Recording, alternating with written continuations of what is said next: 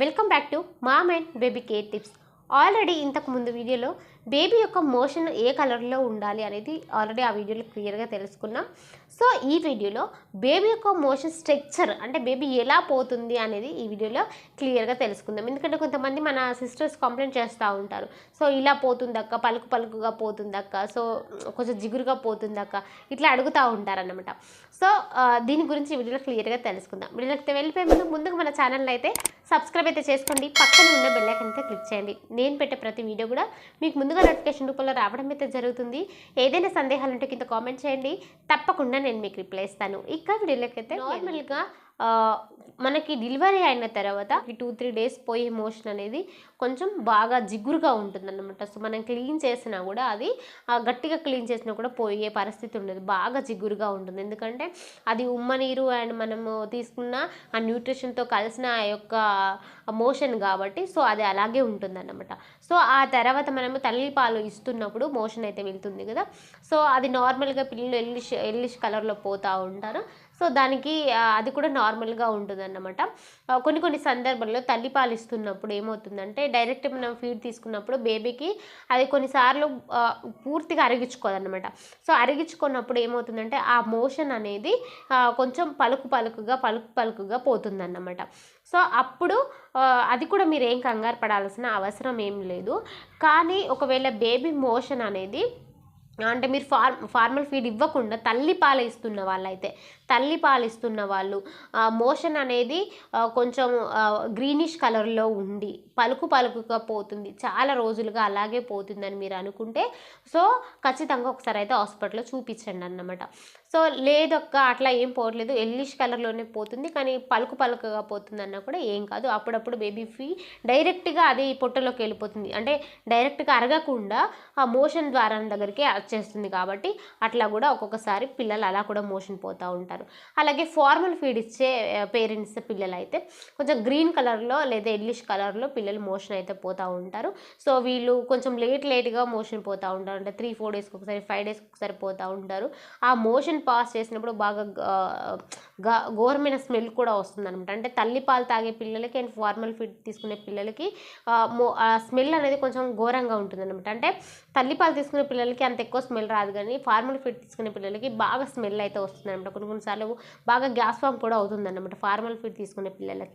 So formal feed తీసుకునే పిల్లల యొక్క మోషన్ అనేది కొంచెం బ్రౌన్ కలర్, కొంచెం ఎల్లిష్ కలర్, గ్రీన్ ఇవన్నీ కూడా మిక్స్డ్ అయి ఉంటాయి అనమాట.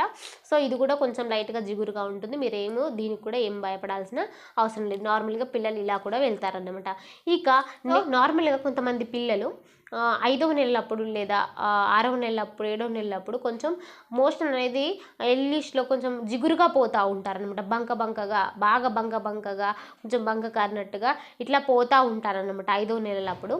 సో ఇట్లా ఎందుకు పోతారు పిల్లలు అంటే, సో నార్మల్గా మనకు అప్పుడు ఏమవుతుంది అంటే పిల్లలకి పండ్లు రావడానికి అప్పుడే అవుతూ ఉంటాయి. సో అది బాగా దురద పెట్టినప్పుడు పిల్లలు నోట్లో అవి ఇవి అన్నీ పెట్టుకుంటూ ఉంటారనమాట. సో అట్లా పెట్టుకోవడం వల్ల ఏమవుతుందంటే నోటి నుంచి బాగా చొల్లు కారడం అయితే జరుగుతూ ఉంటుంది. సో ఆ చొల్లు అనేది కారినప్పుడు కొన్ని సందర్భాల్లో ఆటోమేటిక్గా పిల్లలు మింగుతూ ఉంటారనమాట. సో అది డైరెక్ట్గా మనకి మోషన్ ద్వారా ఆ సొల్లు అనేది కొంచెం బంకలాగా మనకి మోషన్ ద్వారా పిల్లలకు వచ్చేస్తూ ఉంటుంది అనమాట. అందుకే పిల్లలకి మోషన్ వెళ్ళేటప్పుడు ఎల్లో కలర్లో ఉన్నా కూడా కొంచెం జిగురుగా వస్తూ ఉంటుంది అన్నమాట. సో అలాగే కొంచెం జలుబు ఎక్కువగా అయినప్పుడు కూడా మోషన్ అలాగే పోతూ ఉంటారు పిల్లలు.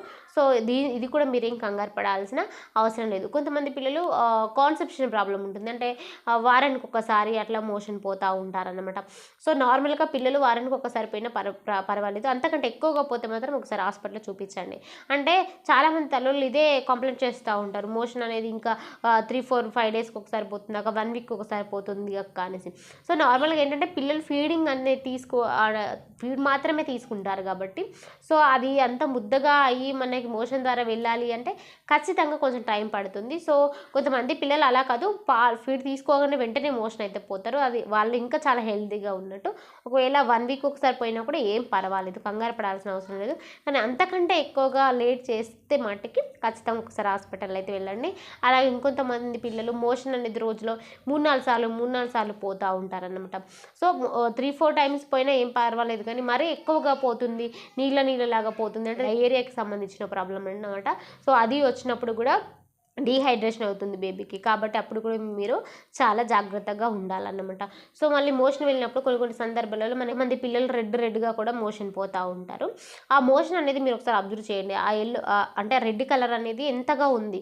అంటే కొన్ని సందర్భాలలో బాగా కాన్సెప్షన్ పిల్లలకి ఏమవుతుంది అంటే మనకి ఆ మోషన్ వెళ్ళే ద్వారం దగ్గర కొంచెం చిన్న రప్చర్ అయిందనుకోండి బ్లడ్ వచ్చేస్తుంది.